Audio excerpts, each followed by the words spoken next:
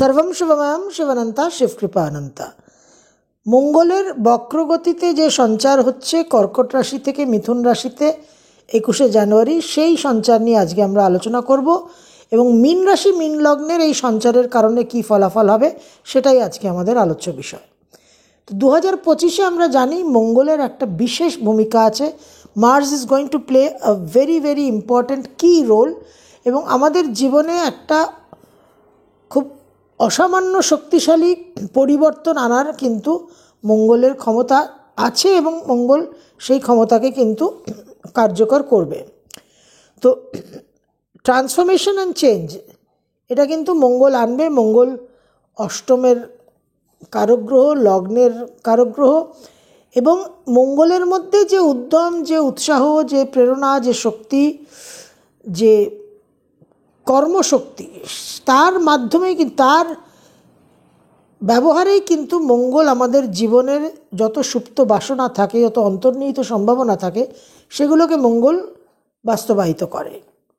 Martian drive, energy, enthusiasm, motivation actualizes our dreams, manifests our dreams, এবং এটা একটা personal এম্পাওয়ারমেন্টের জায়গা। এবং মঙ্গলের কনফিডেন্সটা ইজ ভেরি ভেরি ইম্পর্ট্যান্ট। যখনই মানুষের জীবনে ডিফিকাল্টি আসে, দুর্ভোগ আসে, তখন ফাইট ব্যাক করা, তখন একটা যে সংঘর্ষ করা, একটা সংঘাত, একটা মোকাবিলা করার যে এনার্জি, মঙ্গল যোদ্ধা, মঙ্গল সেনাপতি, তো সেই এনার্জিটা কিন্তু মার্সের কাছে আছে। মীন লগ্ন মীন রাশি, মীন রাশির পিক 7.5 শুরু হতে চলেছে 3 মাস পরে। আপনাদের অলরেডি লগ্নে রাশিতে রাহু আছে, সেখানে শনি প্রবেশ করবে, 6টা গ্রহর সংযোগ হবে, সূর্যগ্রহণ হবে। So very heavy time, heavy energy আসছে। আপনারা দেখেছেন 2024-এর শেষ প্রান্তে মঙ্গল আউট অফ বাউন্ডস হওয়ার ঠিক প্রাককালেই কিন্তু 2টো back to back air crash হয়েছে। 2025 শুরুতেই কিন্তু মেজর 7 রিক্টার স্কেলের আর্থকুয়েক হয়েছে, ভূমিকম্প হয়েছে। তো Mars is showing up.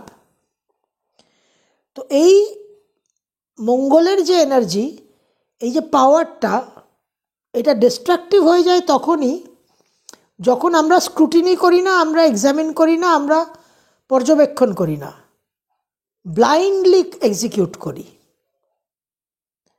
আনএক্সামিনড, আনস্ক্রুটিনাইজড মার্সের energy হচ্ছে ডিস্ট্রাকটিভ। কিন্তু যখন জীবনে খুব দুর্ভোগ হয়, চাপ সৃষ্টি হয়, when one gets a beating, তখন কিন্তু এই মঙ্গলের এনার্জিটাই চাই আবার রিভাইভ করার জন্য, পুনরুজ্জীবিত হওয়ার জন্য।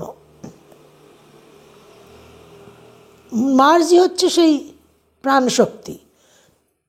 তো মীন রাশি মীন লগ্ন, আপনাদের রাশি লগ্নের উপরে শনি প্রবেশ করছে পিক 7.5। এখন কিন্তু এই মঙ্গলের এনার্জিটাকে আপনাদের স্টোর করতে হবে। শীতকালের জন্য পশু পাখিরা, পোকামাকড়রা যেরকম খাদ্য সংগ্রহ করে রাখে, সেরকম আমাদেরও কিন্তু মীন রাশি মীন লগ্নদের এই এনার্জিটা স্টোর করে রাখতে হবে। পার্সোনাল এম্পাওয়ারমেন্ট,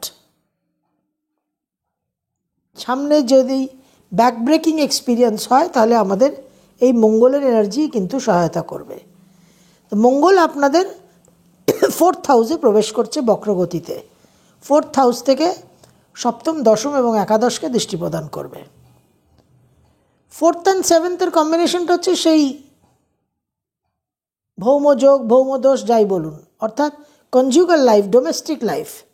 তো ডোমেস্টিক লাইফ নিয়ে যদি কোনো সমস্যা থেকে থাকে, বাড়ি ঘরদোর নিয়ে কোনো ডিভিশন, কোনো ইনহেরিটেন্স, কোনো ডিভিশন হবে, কোনো পার্টিশন হবে, সেই নিয়ে যদি কোনো পারিবারিক বিবাদ থেকে থাকে, হাজব্যান্ডের সঙ্গে কনজুগাল ডিফারেন্স, সেখানে কোনো অ্যালিমনি সংক্রান্ত যদি প্রপার্টি নেওয়ার ব্যাপার থাকে, প্রপার্টি দেওয়ার ব্যাপার থাকে, প্রপার্টি ডিভিশনের ব্যাপার থাকে, সেইগুলো এখন আবার নতুন করে তৈরি হবে। মায়ের সঙ্গে কোনো বিবাদ যদি থেকে থাকে, বা নতুন করে মায়ের সঙ্গে বিবাদ হতে পারে। গাড়ি নিয়ে, বাহন নিয়ে নতুন করে সমস্যা বা পুরনো সমস্যার সমাধান। এই মঙ্গল সপ্তম, দশম আর একাদশে দৃষ্টি প্রদান করবে। সুতরাং আপনাদের কর্মক্ষেত্রে সমস্যা, আয় উন্নতি নিয়ে সমস্যা, বড় ভাই বোনদের নিয়ে সমস্যা, এগুলো নিয়ে এখন ভাবতে হবে। 24শে ফেব্রুয়ারি অবধি যতক্ষণ মঙ্গল বক্রগতিতে আছে, শুধু স্ক্রুটিনি আর এক্সামিনেশনের টাইম, নো এক্সিকিউশন। বাড়ি, ঘর, দোর, মা, সংসার, সাংসারিক সমস্যা, ব্যবসা, দাম্পত্য জীবন, কর্ম, আয় উন্নতি, বড় ভাই বোন, এই সমস্ত বিষয় নিয়ে যদি কোনো সমস্যা থেকে থাকে, সঞ্চিত অর্থ, সেকেন্ড হাউসের মালিক আপনাদের মঙ্গল, নবম ভাব, পিতৃস্থান, হায়ার এডুকেশন, বিদেশ যাত্রা, এই সমস্ত বিষয় নিয়ে যদি কোনো সমস্যা থেকে থাকে, সেগুলোকে নিয়ে চিন্তা ভাবনা করতে হবে, প্ল্যানিং করতে হবে। Scrutiny and examination up to 24 ফেব্রুয়ারি। 24 ফেব্রুয়ারি অবধি এই সমস্ত বিষয় নিয়ে যদি কোনো সমস্যা নতুন করে তৈরি হয়, তাহলেও সেগুলো নিয়ে ভাবতে হবে। No execution, no response. 24শে ফেব্রুয়ারি থেকে 3 এপ্রিলের মধ্যে রেসপন্ড করবেন, এক্সিকিউট করবেন। তার মধ্যে কিন্তু বৃহস্পতিও ডাইরেক্ট হয়ে যাবে। মীন লগ্ন, মীন রাশির অধিপতি গ্রহ বৃহস্পতি বক্রগতিতে আছে। বৃহস্পতি ডাইরেক্ট হবে 4-5 ফেব্রুয়ারি। বৃহস্পতির দৃষ্টিও কিন্তু সপ্তম, নবম আর একাদশে আছে। সুতরাং এই যে যৌথ দৃষ্টিটা পাবেন, 50% পাবেন 4-5 ফেব্রুয়ারি থেকে, বাকি 50% অর্ধেক কিন্তু আপনারা পাবেন 24 ফেব্রুয়ারি থেকে। এটা কিন্তু আপনাদের জন্য গেম চেঞ্জার হবে। নবমে বৃহস্পতির দৃষ্টি, সপ্তমে বৃহস্পতি মঙ্গল দুটোর দৃষ্টি। তো ওভারঅল লাইফের যে সিচুয়েশন আছে, যা কিছু বিরোধিতা, যা কিছু সংঘর্ষ, সংঘাত, সব কিছুকে কিন্তু বৃহস্পতি একটা হ্যান্ডেল করবে। মঙ্গল সেটাকে দমন করবে, অপোজিশনকে। মঙ্গল আর বৃহস্পতি সেখানে আপনাদের অ্যাডভান্টেজটা দেবে। একাদশভাবে বৃহস্পতি এবং মঙ্গল লগ্ন, দশমপতি এবং নবমপতি দুটোর দৃষ্টি পাচ্ছেন একাদশে। তো বিশেষ লাভের কিন্তু সম্ভাবনা, আর্থিক উন্নতি, বন্ধুবান্ধবের সহায়তা, বড় ভাই বোনদের সহায়তা, জীবনে একটা এক্সপ্যানশন। এবং ভাগ্যস্থানে বৃহস্পতির দৃষ্টিও থাকছে, ডাইরেক্ট দৃষ্টি 4-5 ফেব্রুয়ারি থেকে। তো ওভারঅল ভাগ্যোদয়ের একটা সময়। নবমপতির চতুর্থ থেকে দশমে দৃষ্টি, রাজযোগের ফল। বিশেষভাবে কর্মপ্রাপ্তি, কর্মে উন্নতি, কর্মে নামযশ বৃদ্ধি।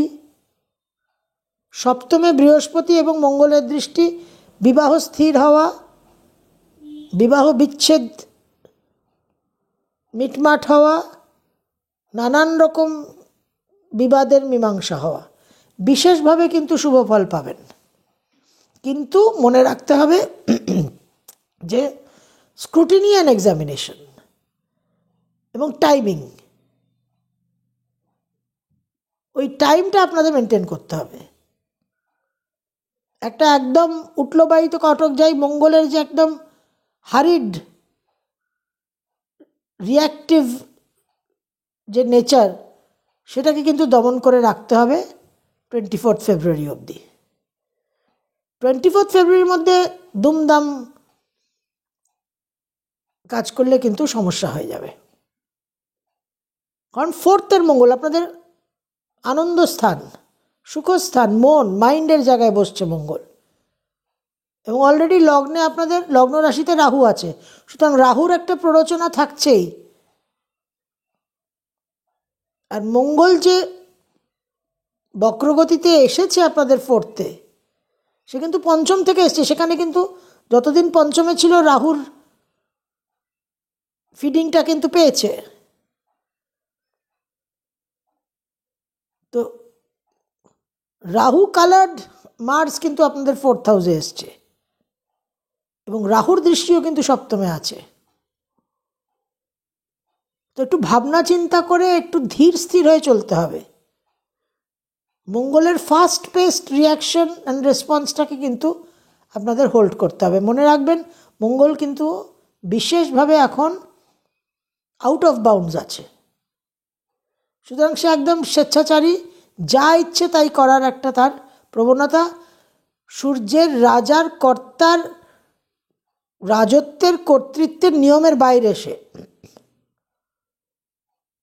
সুতরাং এখন মঙ্গলকে কন্ট্রোল করাটা ইজ ভেরি ইম্পর্ট্যান্ট। কন্ট্রোল করে টাইম মতো চললে বিশেষ রাজযোগের ফল পাবেন আপনারা। সপ্তমে মঙ্গল আর বৃহস্পতির দৃষ্টি থাকছে, অর্থাৎ নবম আর দশমের দৃষ্টি থাকছে, এবং একাদশে নবমের দৃষ্টি থাকছে, দশমপতির দৃষ্টি থাকছে, বিশেষ রাজযোগ।